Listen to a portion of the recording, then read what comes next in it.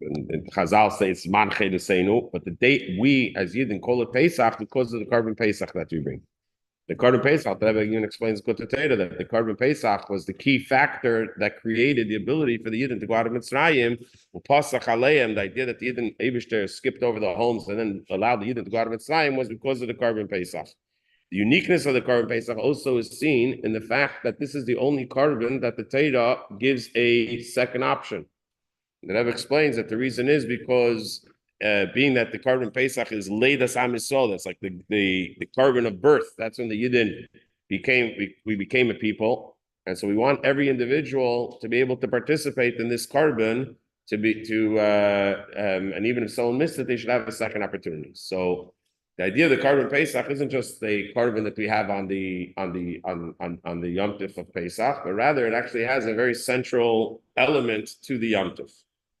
As we'll see soon, even the Gemara, even the idea of what we do throughout the 7-day Yom Tov celebration is the emes shaykhs to the Korban Pesach itself, as we'll see soon in the lesson of the Mishnah.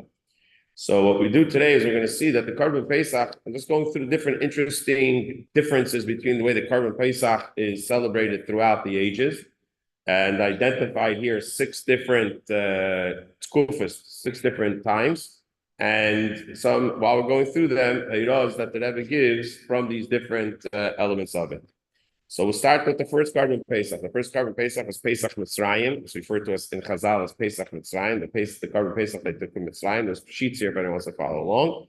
And there's a Mishnah in the Sefes Pesachim and a Pfeffer Braisa that elaborates on the differences between the Korban Pesach as it was brought in Mitzrayim and the Korban Pesach as it was done throughout the age, throughout in the Beis HaMikdash. What's referred to in Chazal as Pesach Doidos, the Korban Pesach for the future generations. So the Mishnah says as follows: Ma ben Pesach Mitzrayim and the Pesach Doidos. What's the difference between the Korban Pesach as it was brought in Mitzrayim and as it was brought throughout the generations in the Beis HaMikdash? So the Mishnah only identifies 3 or 4 differences. But the Braisa has some more. I only actually brought a few more from the Braisa to bring out the Rebbe's point of the Sikha, but the Braisa actually has other ones as well. Each one of these could have a shiur for itself in each of the Korban Pesach. We're trying to go through all of them, so we'll just go through the main points of them. So the first difference the Mishnah says is Pesach Mitzrayim Nikpei Ba'asar. The Korban Pesach, we all know that on Shabbos HaGadol, we celebrate the day that the Yidden on the 10th of NIssan, the Yidden took the Korban Pesach, the sheep, and they had to bring it to their homes and they keep it for 4 days until the Korban Pesach was brought on the 14th. So for those 4 days, the sheep was in their home. What was the purpose of keeping the sheep in the home for 4 days? So there's a halacha that before you bring a korban, you have to make sure that the korban is a common, that the korban is complete, that the korban has no blemishes. And so the halacha is you need 4 days to look at the korban to make sure that the korban is complete. So in simple terms, this is what the Yidden were doing 4 days. In fact, the halacha for this, the concept is taken from this idea that 4 days before Korban Pesach, the Rebbe already told the Yidden they should take the korban into the homes, the sheep that they can use as a korban into their homes on the 10th of Nisan. However, the Mishnah is saying here that that's only in Mitzrayim. So the Gemara explains that there's 2 halachas. One halacha is that you have to be mevakar the behema, you have to check the animal. But over here by Pesach, the halacha was different. It wasn't just that they had to bring it to the homes to check, but they had to be mafresh the korban. They had to set the korban aside 4 days in advance, which means that let's say on a regular year in the Beis HaMikdash, you had a bunch of different sheep and you weren't sure which one was the one you wanted the Korban Pesach. I don't know how they chose their sheep, but they wanted to know which one was going to be the one that was going to be for the Korban Pesach. So you could take 3-4 of them, and you could be mavakar each one over each day. You make sure each one's good, and at a Pesach you decide which one you're going to use as the korban. In other words, the setting aside the animal for the korban could take place on Erev Pesach. The looking at the animal to know which animal you want, to make sure the animal doesn't have any blemishes, that you need 4 days for. But you don't have to set this korban aside until the day that you actually bring the korban. Whereas in Mitzrayim, already 4 days before, they were obligated to set the animal aside, that this is the animal that they're going to use for the korban. So that's the first difference. So the Rebbe says, what's the Yiddah from this? Why is it that we need 4 days in advance to set it aside as a carbon, unlike all the other carbon, unlike the Ladoides for the generations following? They only had to search it and make sure it's not blemished. And so here the Rebbe explains based on the Rashi. If you want to learn the Sikh in detail, it's a Chedek Tezayin Parshas Boy. The Rebbe explains that the Yidden didn't have any mitzvahs before they went out of Mitzrayim. Not Mrs. Aseh, not Mrs. Leisosah. So in order for the Yidden to be able to have the proper, clothing, to be able to go out of Mitzrayim, like we say in the Agod, the area that they were naked of mitzvahs. So in order to successfully take them out, the way they did, they Eibishter gave them 2 mitzvahs. The bris milah, which is a positive mitzvah, the mitzvahs aseh having a bris, and then the mitzvahs, and then they gave them the Korban Pesach. Those are the 2 bloods that they had on that night. So the Korban Pesach that they had was the idea of mitzvahs loisasa. What's the mitzvahs loisasa of Korban Pesach? It's also mitzvahs aseh. What's the mitzvahs loisasa of the Korban Pesach? So the Rebbe explains that we all know that the avodah zarah of Mitzrayim was the sheep. So by taking the sheep and using it as a carbon, what the Yid is doing is he's removing himself from the avodah zarah and bringing as a carbon. In other words, the Korban Pesach wasn't just the mitzvah of Korban Pesach for the Yid in Mitzrayim. When the Yid in Mitzrayim, the mitzvah of Korban Pesach was a way of them separating themselves from avodah zarah. How do we make sure that the Yid's really separated from avodah zarah and that he's not just bringing the Korban Pesach because the Eibishter told him to bring the Korban Pesach? So for this, the Eibishter said, I want you to set aside the Korban Pesach 4 days in advance. And if for 4 days you still have the sheep with you and you're preparing for the Korban Pesach, you didn't give up. You didn't say, oh, you forget the Korban Pesach, it's avodah zarah. You're involved in the carbon, not just as a preparation for the carbon because you're searching to make sure it doesn't have a blemish like every carbon needs. But moreover, you actually set it aside as a carbon already. And you're dealing with it as this is your carbon. Every day you look at it, this is the carbon that I set aside. So for 4 days, you already set yourself aside for the Korban Pesach. That gives you the complete disconnection from avodah zarah. Why 4 days? That brings an interesting example. We see by the Akedah. What happened by the Akedah? By the Akedah, it says that the Eibishter told Avraham to bring Yitzchak as the Akedah, but it says by Yoyim HaShlishi, on the 3rd day is when the actual Akedah took place. And Rashi says, why did it take to the 3rd day? Because we shouldn't say that he was like, Hashem told him, so he did it without Yeshivas, without a clear mind. So wait 3 days, and you do it then, we know that you're doing it with clarity. So the 3rd day was the 4th day for when Hashem told him, because by Yashka Avram Abayka, the next day is when Avram went.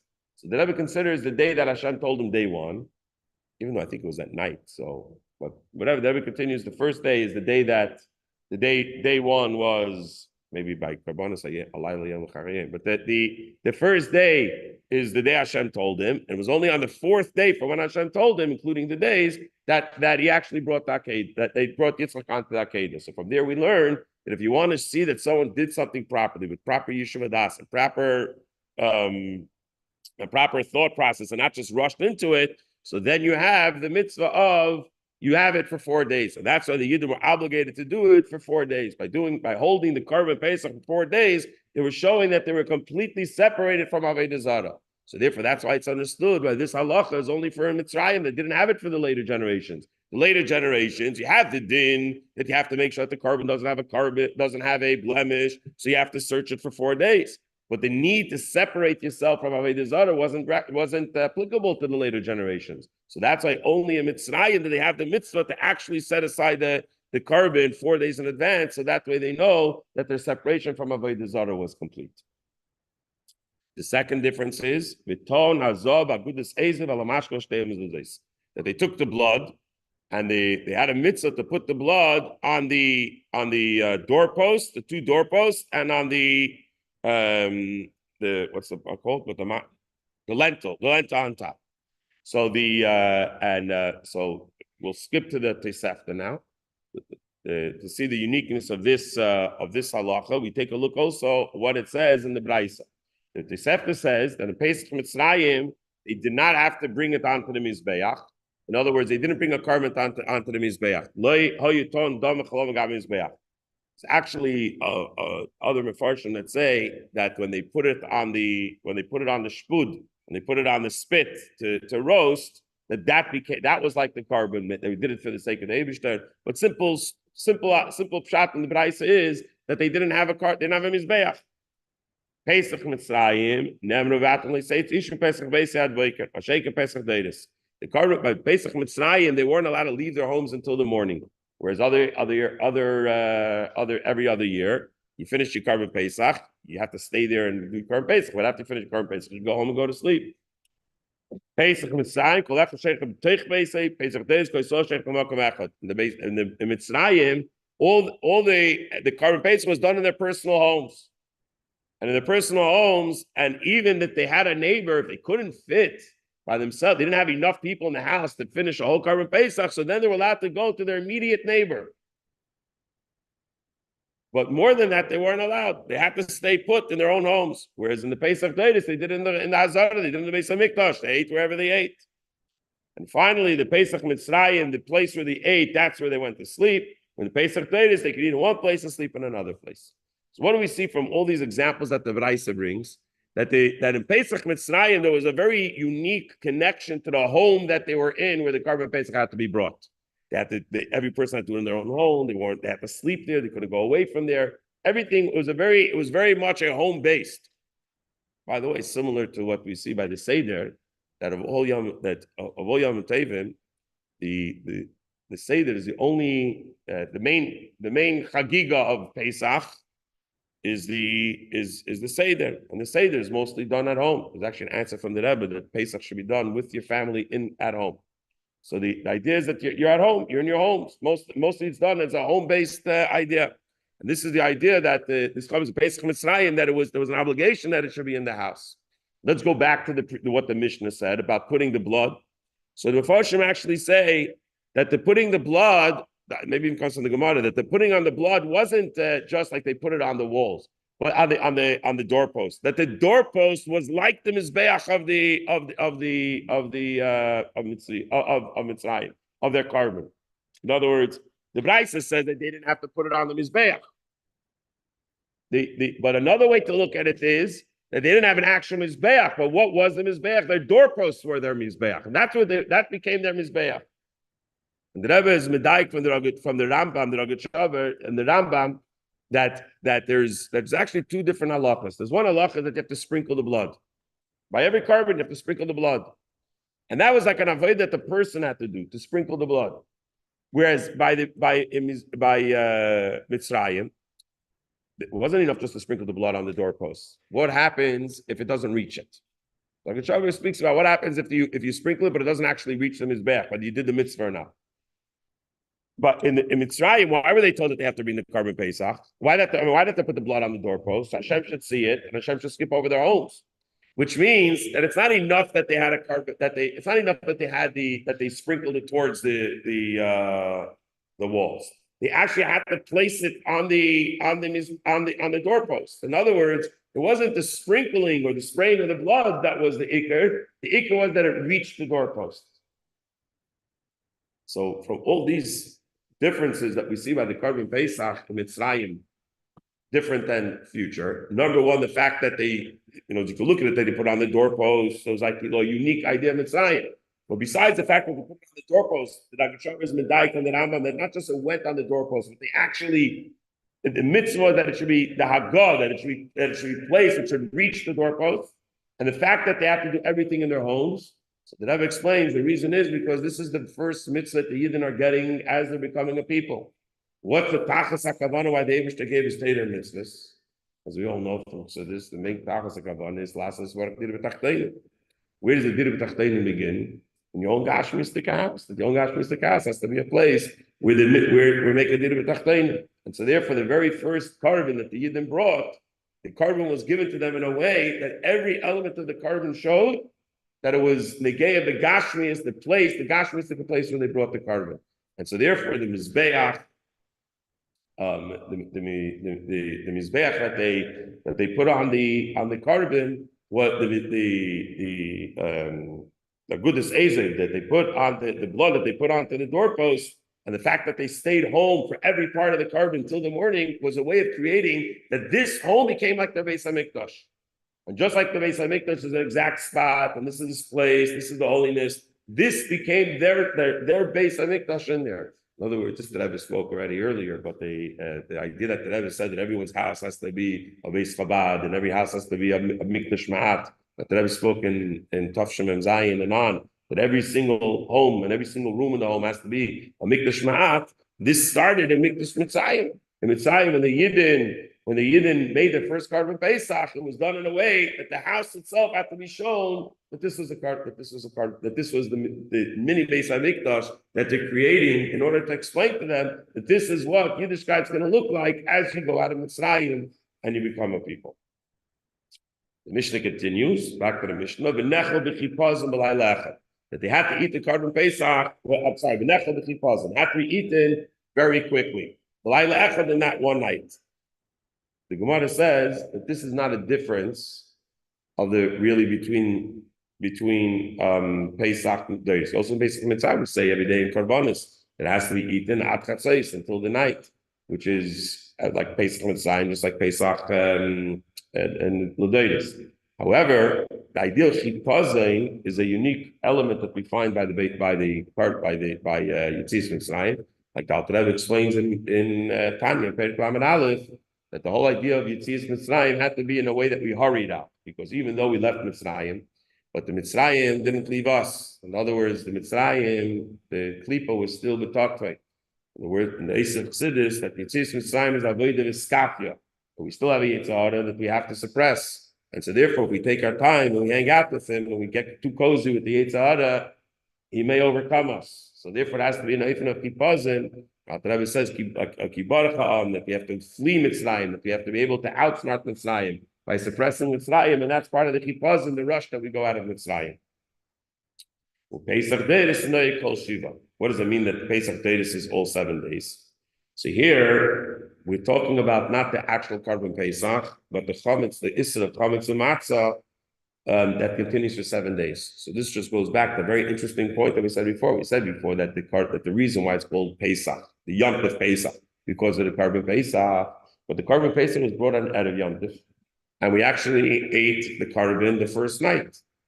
What does today have to do with the Korban Pesach? So we see here from the lashon of the Mishnah here, and also the previous Mishnah that speaks about the difference between the Pesach Rishon and the Pesach Sheni. But the Gemara there, the Mishnah there says that Pesach Rishon, the mitzvah of matzah, is for 6 days, or in addition to the korban. In other words, the whole week of Pesach.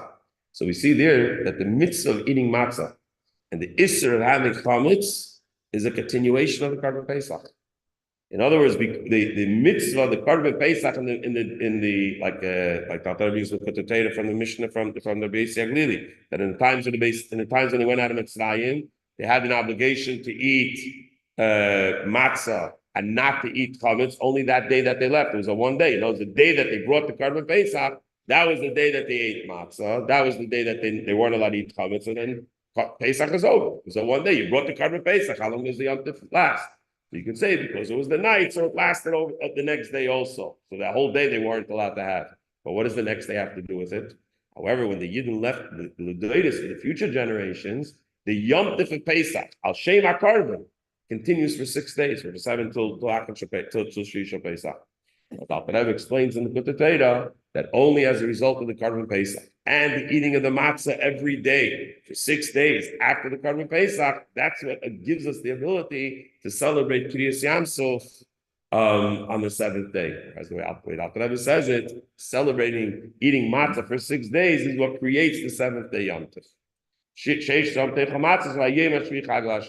That by eating matzah 6 days, we create the 7th day. And it's time they didn't have that. The Rebbe says because they had Moshe and Aaron with them, so they had such a great deal of the course with Moshe and Aaron. 1 day matzah and Moshe and Aaron.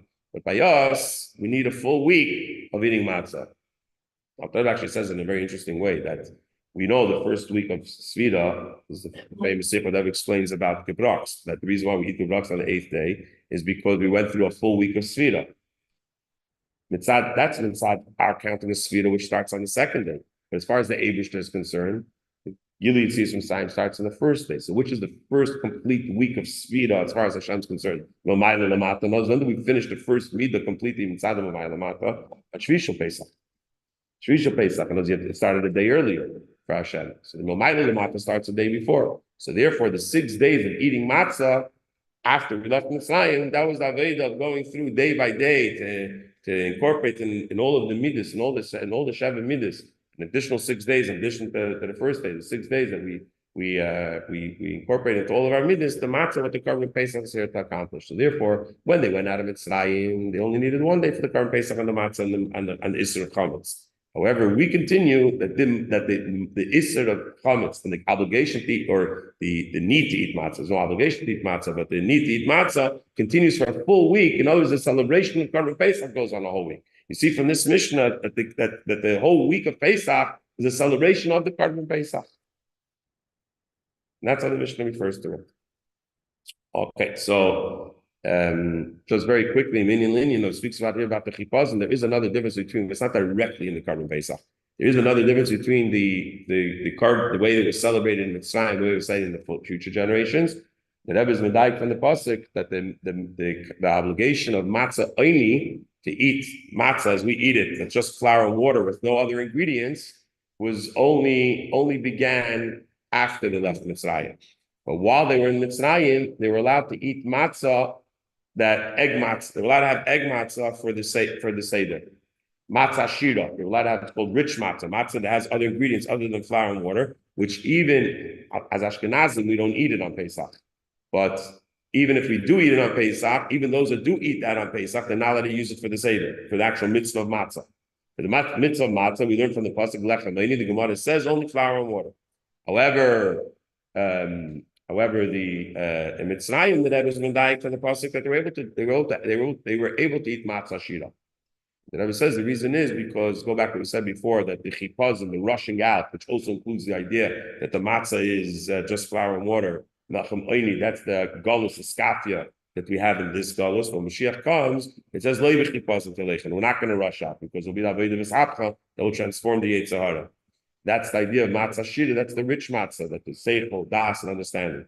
And being that the Mitzias Mitzrayim is also the beginning of the Gula Sida, so therefore an element of the Gula Sida is already expressed in the Golus as it's in Mitzrayim, and that's the matzah shira that they had at that time. If you want to learn that sikha more in detail, it's also Chedik Tezayin, Parshas Bo.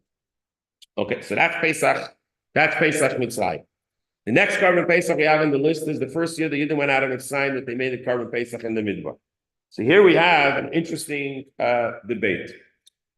Rashi says that Chumash and Parshas Valoischa, also in Parshas Boi, but in Parshas Valoischa, Rashi says that why does the Torah not begin with the Korban Pesach? What we learned today in Kriyas Torah is the Parshas Valoischa.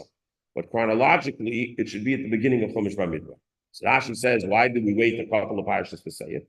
And Rashi explains, because this was the not nice element of the Yidden. That for the full 40 years that the Yidden were in the Midbar, this was the only Korban Pesach they brought. So they were in the Midbar for 40 years. They only brought one Korban Pesach. Why did they bring only one Korban Pesach? So here we have, and what was the Gnus? Were they obligated, not obligated? So we have multiple opinions here. The first opinion we'll bring is that Tosfos brings our Nashi. The assumption here is that the Yidden were not obligated to bring the Korban Pesach for the 40 days. Why? Because the obligation for the Korban Pesach, this is what Rashi says in Parshas Boi, that the obligation of Korban Pesach was Kisavoy Olaretz, when you come to Eretz Yisrael, that it be a Sa'aretz Tluya David, that the whole idea of Korban Pesach is only dependent when they come to Eretz Yisrael. It was one of the mitzvahs that were given to them for when they come to Eretz Yisrael. The only reason why they did it the first year in the Midbar is because it was Mipnei Adivim, because Hashem commanded them to do it. But really, they had no obligation to bring a Korban Pesach in the desert. If that's the case, if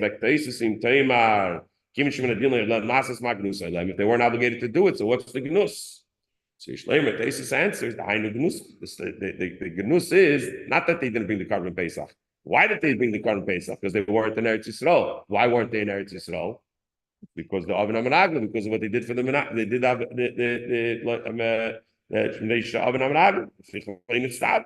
but if they would have been Zeichen to go to Eretz Yisrael right away, as was the original plan, So then they would have been able to go straight in and done the Korban Pesach without a delay. So the fact that they didn't go into Eretz Yisrael right away, that's the gnus. So according to Tosfos, not making the Korban Pesach is not the problem. They weren't obligated. What's the gnus is that they didn't go into Eretz Yisrael right away as a result of an Amarag. That's one answer of Tosfos. Second answer of Tosfos is that the truth is that they were obligated. That the reason why they were obligated, that the Torah doesn't mean that they should bring the Korban Pesach only once they come to Eretz Yisrael. The Pasuk means to say that by bringing the Korban Pesach, they will come to Eretz Yisrael. That was the way of them going out of Mitzrayim to go to Eretz Yisrael. And if they're the Midbar, that's what will be Mizaka them to go to Eretz Yisrael. So why didn't they bring it the other days? Because Yishleimar in the fourth line,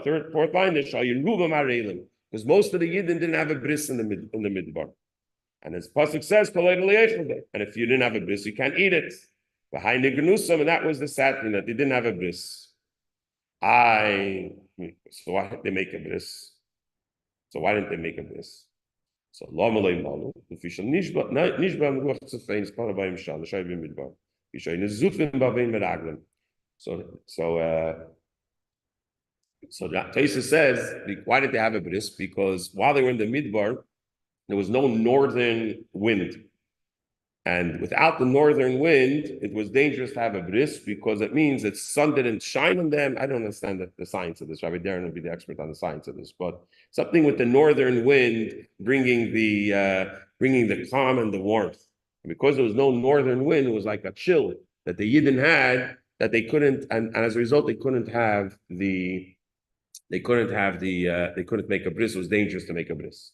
Why wasn't there a northern wind? Because of an Aveda. Let's go to some Gemara in Yevamos. Gemara in Yevamos says that's why there was no wind. They didn't have a bris. Why? So Tosfos here says the sin of the Meraglim. Rashi says the sin of Chet HaEgel. For whatever reason, as a result of their sins, they didn't have the proper conditions to allow for a bris. And because they didn't have the proper conditions to have a bris, so therefore, that's why they couldn't bring the Korban Pesach. So according to this opinion of Tosfos, they're actually obligated to bring Korban Pesach in the desert. The only reason why they didn't do it was because they didn't have brisim. Why did they have brisim? Because of their Avedas. So that's the gnus. That's because it's not a good idea. But the problem with this opinion is, what does it mean that they didn't have a brisim? It just came out of Mitzrayim. They all had a bris the day before they came out of Mitzrayim. 2 years later, most of the Jews still have a bris. So some Mefarshim say that it means that there was members in their family that didn't have a bris. And there's an opinion that says, and it's a machlekes also, but there's an opinion that says that if a member in your family doesn't have a bris, then you can't bring a Korban Pesach either. But weiter, then that means that according to this theory, most of the people had boys, most of the people got married, or even if they were young when they came out, and they had children, they all had boys that didn't have a bris. So there is a medrash actually that says that when the Eibishter commanded the Yidden after Matan Torah, they should go back to their tents. In other words, the Eibishter commanded them to go back to be with their wives. So as a result of that, the Eibishter commanded them, so therefore they were all zeichet to have banim sfarim. They all had a boy. That means, like they call them the COVID babies, the this babies. There was the Matan Torah babies. There was a whole, every year, it says every year had a Ben Zachar after 9 months after Matan Torah. That's what the Medrash says. But in Pshuta Shel Mikra, we don't have a reason why most of the Yidden shouldn't be able to bring a Korban Pesach. You would have to say that every Yid either himself didn't have a bris, which means that he didn't come out of Mitzrayim for the first 2 years. He came out of Mitzrayim, he should have had a bris before he left Mitzrayim. And second, or he had a child that didn't have a bris. So therefore, there's Rabbeinu Yitzchak and Tosfos and Yevamos. He says no. He says the truth is they brought the Korban Pesach. He has a totally different approach than Rashi. Okay, so far we had Rashi saying that they didn't bring the Korban. First, till now we had Rashi saying they weren't obligated to bring the Korban Pesach because you have to wait to Eretz Yisrael. And the Gnus is that they didn't make it to Eretz Yisrael. Why didn't you make it to Eretz Yisrael? Because you have Vedas. You have Tosfos who says that they're obligated to bring the Korban Pesach, but they couldn't bring the Korban Pesach because they had a bunch of Areilim there. And why did they have a bunch of Areilim? Because of their Avedas, they couldn't make the circumstance didn't allow them to make a bris. And now the Rabbeinu Yitzchak comes and says, no, they made a bris. They actually brought a Korban Pesach throughout the Midbar. So why does the Gemara say that they didn't bring a Korban Pesach throughout the Midbar? But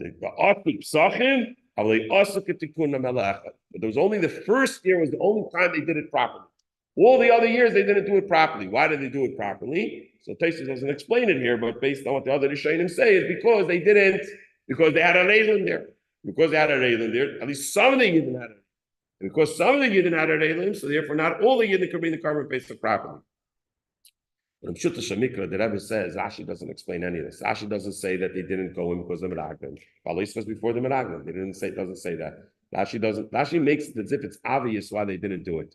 And so it's another beautiful sikha, Chelek Chav Gimel, beautiful sikha, where the Rebbe explains that the genus is, the genus is, not that they didn't bring the Korban Pesach. The genus is that they didn't ask to bring the Korban Pesach.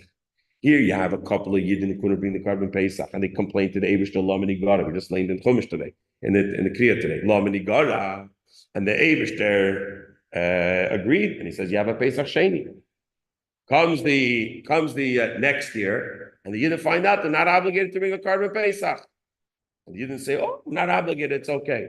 We all know the feeling of when we have an obligation to do a mitzvah, we do it, and I always say, "Oh, you're not chayiv." You're not chayiv? Oh, Simcha. I heard a word during COVID, someone got a good word. What does it mean? That when you were told not to do an Aveda, and Hashem told you, oh, you don't have to do that mitzvah, you were happy. You were happy, you're happy that you didn't have to do the Aveda. That is, the Yidden are Mitzrayim. Hashem says, oh, next year you don't have to do a Korban Pesach. So the Yidden say, really? What says? No, till you come to Eretz Yisrael, it's okay. Now, one Yid complained, Lama Nigara. That was the gnus. Made they go up. Then the Rebbe, if that word is not good enough, the Rebbe is different, aggressive. Says, look, okay, so that's good for all the Yidden. What about Moshe Narin? Why did Moshe Narin not say Lama Nigara? The Rebbe says because Moshe Narin knew that if they say Lama Nigara, it's going to look bad at the Yidden. I talking that one Yid says Lama Nigara, and Moshe did figure out Lama Nigara. Moshe and Aaron were ready not to ask Lama Nigara to bring a Korban Pesach for 39 years. Abid not to make the Yidden look bad that they didn't say Lama Nigara. So Akapanim, this is the opinions of what took place in the Pesach Midbar. In the Pesach Midbar, we have Rashi's opinion that they only brought it the first year because they weren't obligated, and the gnus, according to the Rebbe, the gnus of Rashi is, according to Rashi, the gnus of the Yidden is that they didn't ask to bring it. According to Tosfos, the gnus is that the fact that they didn't go into the Midbar, into Eretz Yisrael, that they were stuck in the middle because of their Avedas. According to the second opinion in Tosfos, the gnus is that they were actually obligated to bring a Korban Pesach, but they were unable to bring it because they had so many areilim. But then it's a little shred to understand why there were so many areilim there. So yeah, unless you go according to the Medrash, according to Rabbeinu Yitzchak and Tosfos, according to the Ri and Tosfos, the reason why they brought it, the reason that they actually did bring the Korban Pesach for the 40 years in the Midbar, was not all the Yidden brought it because of that areilim, and therefore it wasn't considered properly done.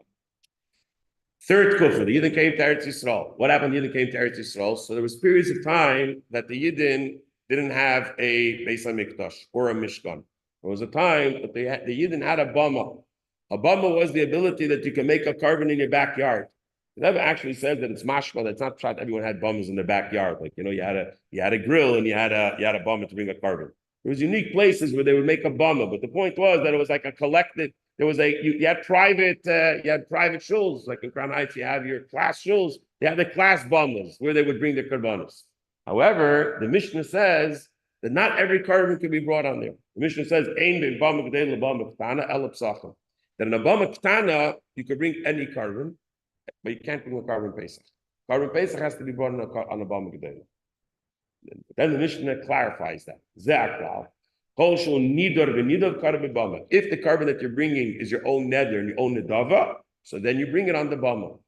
However, but if it's a set carbon meaning that it's not a donation, it's a chiyuv that you have to bring, you can't bring it on the bama, it has to go onto the bama gedayla. The Gemara said, what is medayik? I'm going to the whole Gemara, the nation Seifa, that first you said only the Korban Pesach, then you said anything that's not a neder and a dava. So the Gemara says that the Mishnah means ke'ein psachim, which means that any carbon that has a set time cannot be brought on the bama ketana. It has to be brought on the bama gedayla. So the Korban Pesach has to be brought only on the bama gedayla. So I didn't see any explanation for this, but what you see over here is that even though, according to this opinion, multiple korbanos could not be brought in the Bama Gedela, but the Gemara, the Bama Ketana, had to be brought in the Bama Gedela, but the Gemara identifies the Korban Pesach as the prototype to teach you the other ones. Bama Gedela meant like the public Bama, like the Mizbeach that they would have in where the temporary Mishkan was. So again, it could be Api Halacha makes the most sense to use Korban Pesach. Certainly there has to be a Yirah also here that from all the Korbanos that we're saying that have to be brought in the Bama Gedela, we're identifying the Korban Pesach as that example. Maybe it has to do with what the Rebbe said before, that in Mitzrayim, the Bama Ketana, every Yid had his own house was his Mizbeach. So the Mishnah is coming to teach us that even though in Mitzrayim everyone's house became their own Mizbeach, but once they came to Eretz Yisrael, even though they were bringing korbanos at the period that they're bringing korbanos in the Bama Ketana, but it doesn't apply to the Korban Pesach. The Korban Pesach still have to be the Bama Gedela with the Yidden all brought together, which will be understood in the next piece. Then we have the primary Korban Pesach, which is the time of the Beis HaMikdash. The Korban Pesach Beis HaMikdash, that was how all the halachas on Korban Pesach. For that you have to learn the whole Hilchos Korban Pesach of the Rambam. You know all the details of how it was done in the Beis HaMikdash. But just one interesting thing to bring brought out of it, which is negate, and the next Korban Pesach will bring. Emir Hashem next year will bring a Korban Pesach, and the Pashtus, even though will be Mekadosh Apiyariya, the Pashtus, the account that we have is accurate. That next year Erev Pesach, even for Mekadosh Apiyariya, Erev Pesach is going to be Shabbos. So Erev Pesach Shabbos, the Gemara says a story. The Tana Rabbana. That there was a Erev Pesach was on Shabbos, and they didn't know whether they were allowed to bring a Korban Pesach on Shabbos or not. So and the halacha zu nisamim b'nei Pseida. The b'nei Pseida didn't remember whether you're allowed to bring a Korban Pesach or not. Shachol yod Pesach neicha Shabbos in lad. So Amru they said to Misham Shneim Pesach neicha Shabbos. Does anyone know the halacha? There's a lot of information to understand. How did they forget that halacha? What do you mean they didn't know? But the truth is, it's the most rare kviyus for Pesach to be on Erev Shabbos. Erev Pesach to be on Shabbos. It's the most rare kviyus. So maybe it just wasn't, didn't happen so often. So they didn't remember. They were doing still, our calendar is not out of nowhere, right? You don't think so? I don't know. Okay. Definitely on our calendar, it's the most rare.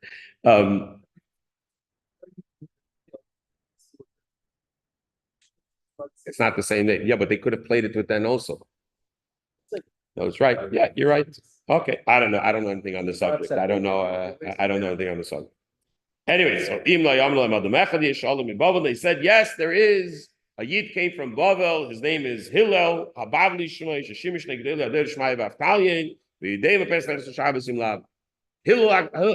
Hillel, we know from the base Hillel Academy. Hillel came, he knows. So they called him. He said, "Do you know the Korban Pesach is Shabbos or not?" He said, "What do you mean? We have over 200 Korban Pesach that are Deicha Shabbos. What does he mean by that? The Korban Tamid every day we have every Shabbos we have a Korban Tamid and the Korban Musaf that's done on Shabbos. That's Deicha. Why? Because that's the day to bring it." So the Korban Pesach in B'moyad on the day that you're supposed to bring the Korban, so it's Deicha Shabbos. As he goes on to bring the Pesach. So what the Rebbe says in the Yerushalmi, it's actually more clear that it's not just the fact that it has a set date, but the fact that it's treated like a Korban Sibur. In other words, Hillel says that the Korban Pesach has to be treated like a Korban Sibur. And if it's a Korban Sibur, it's brought on Shabbos. Whereas the Bnei Beseira, they were treating the Korban Pesach like a Korban Yachid, and therefore they felt that it shouldn't be. The Korban Yachid is not Deicha Shabbos. In other words, the Rebbe learns that at the heart of the machlekes here of whether Korban Pesach is Deicha Shabbos or not is whether you should treat it as a Korban Tzibur and a Korban Yachid. Why is that? Because as we've seen, the Korban Pesach is very unique. On one hand, it has to be done in the Beis HaMikdash. It has to be done by Bama Gedela. It has to be done all the Yidden together. On the other, as a Korban Tzibur. On the other hand, you did it individual. It's not one Korban on behalf of all the Yidden. Usually a Korban Tzibur meant you bought one animal for all the Yidden. Over here, every Yid had to bring his own Korban, bishtat with others, because it had to be eaten. if you are a type of guy that can eat a whole animal yourself, but you bring your own carbon, it's a machlekes in the Gemara whether you can bring whether a yachid is being carbon, whether the definition of a carbon pesach has to have more than one person. But one thing's for sure, that it's meant that it's individuals that brought it. And the Rebbe goes through many details where he showed the carbon yachid and the carbon sibur. So that became the debate of whether it should be a carbon, whether we should treat the carbon pesach as a carbon yachid as a carbon sibur, whether it should be doicha Shabbos or not. La halacha, we follow Hillel that it's doicha Shabbos because at the heart of it is a carbon sibur, incorporating within it the laws of a carbon yachid. So it's interesting. Why is it that you have this by carbon pesach more by other Yom Tovim? So if you see something in the Rebbe's Torah, something very unique, that the Rebbe always shows, and especially by the Yom Tovim, you see by all the Yom Tovim, by Shavuos, by Sukkot, by Rosh Hashanah, Yom Kippur, that the Yom Tovim, Yiddishkeit Bechlal, and the Yom Tovim Befrat are a combination of a Yachid and Sibur. The famous story with the Frierdiker Rebbe, that he was on the train and they wanted to know which ism is the right one, Api Torah, and he said everything comes from Torah. In other words, Api Torah, and everyone, this is an ongoing, whether it's in whatever type of school it is, whether it's in politics, whether it's in social justice or social dynamics. There's always the classroom education. You have a yachid and a tzibur, and you have to always know which one. How do you balance the yachid and the tzibur? And the Rebbe shows that Yiddishkeit Bechlal is an ongoing balancing of the yachid and the tzibur, including all the Yom Tovim have that element as well. And certainly Pesach, the latest Am Yisrael, when the Yidden were born, we have that ongoing tension of the yachid and the tzibur coming together in order to make the Yidden. So Mir Tzashem next year, if the calendar falls, if the Iyah goes according to the way our calendar is, we'll bring a Korban Pesach on Shabbos with the element of that tzibur, although there's a lot of different halachas that have to be brought that way as well. What happens when we don't have a Beis HaMikdash? The fifth kufa is, what about a Korban Pesach when we don't have a Beis HaMikdash? So there's two elements to that. Number one, traditionally we don't have a Korban Pesach, what do? So on the Seder plate, we have something symbolic, but it's not something we do for the Korban Pesach. We don't eat the Korban, we don't do something for the Korban Pesach. It's just like a symbolic zroya on the table. But the truth is, it is something we do for the Korban Pesach. What is that? That's the Afikoimon.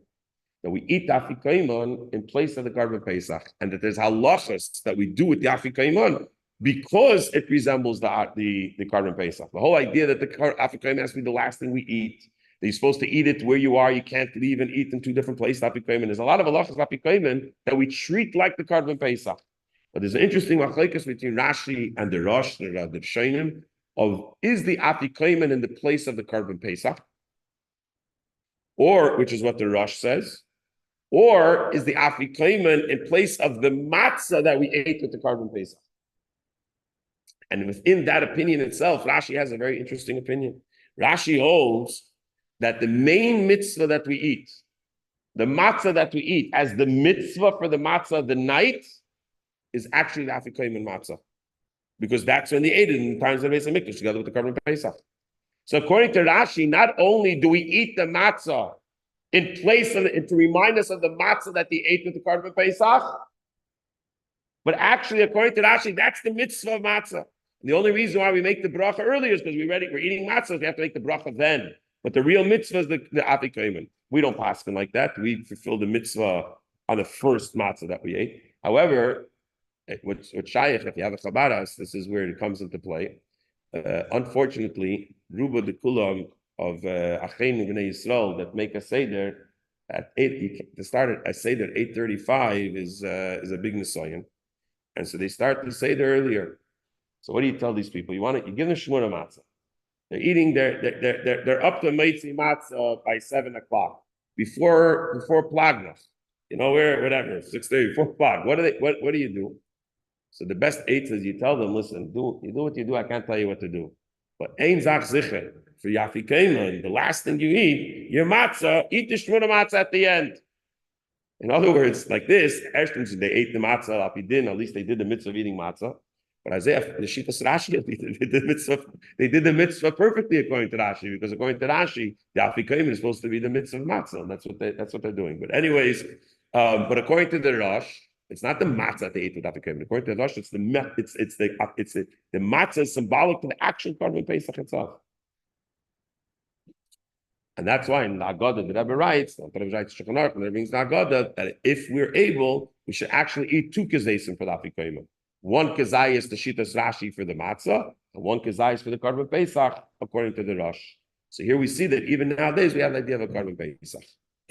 Where's another idea we have of Korban Pesach? So there's another very famous discussion from the Rebbe in Tafshin Chav Ches in 1968. The 6-Day War took place on in Sivan of or the end of Iyar, of Tafshin Chav Zayin 1967 war. That year for the Pesach Sheni, the Rebbe said a sicha before Pesach Sheni, and he said that there's an opinion that says that you could bring a carbon, you need another whole shiur to explain how Pesach Sheni works. But according to one opinion, Pesach Sheni is, if you didn't bring the Pesach Rishon, even if you didn't do it on purpose, whatever reason you didn't bring Pesach Rishon, but it could be you're mamish guilty for not bringing the Pesach Rishon, you could still bring the Pesach Sheni, and if you don't bring the Pesach Sheni, that's when you're chayav kares. In other words, not bringing the Pesach Sheni is a chayav kares. Well, it was inherent, really, the chiyuv is on the first Pesach. But the Pesach Sheni, the Korban Pesach. Now, the Rebbe has a very big chiddush. Again, this needs another whole separate shiur. But the Rebbe's chiddush is that the Pesach Sheni is all that if the reason why we don't have the Pesach Rishon is not because of circumstances that were in the Yidden, but the Torah told us not to have the carbon then. For example, we don't have a Beis HaMikdash. So then, if everyone is trying to bring a Pesach Sheni, knows even though no one brought a Pesach Rishon, everyone has to bring a Pesach Sheni, which is it's a big chiddush, and we'll see in a moment in the next piece. It's a big chiddush, but that's the Rebbe took it as very pashut, that's what the good. Certainly according to we'll see soon in the Yerushalmi, there's an opinion that says that, but the Rebbe wanted to accept that the Rebbe accepts that that's actually more than just the Yerushalmi. Even the Bavli agrees to this. And then, as a result, it means that if we're able to bring a Pesach Sheni, so everyone, even though no one brought a Pesach Rishon, everyone has to bring a Pesach Sheni, including the Tzibur. Even the Tzibur has to bring a Pesach Sheni in that regard. The Rebbe is medayik. Both the Rebbe is medayik that the Pesach, the Tzibur is not nitchet the Pesach Sheni. The whole Tzibur doesn't get pushed off the Pesach Sheni, but the whole Tzibur could bring a Pesach Sheni. So being that over here, we weren't pushed off the Pesach Sheni, we just didn't bring it. So we didn't bring it, so we're all obligated to bring it on Pesach Sheni. The Yechil of Paris is about a Tesis. He holds that you're allowed to bring a carbon nowadays, even if we don't have a Beis HaMikdash. And we're chayav to bring a carbon if we don't have a Beis HaMikdash.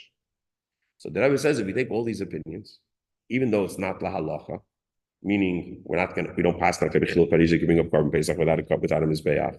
This idea that everyone moves over is also a big chiddush.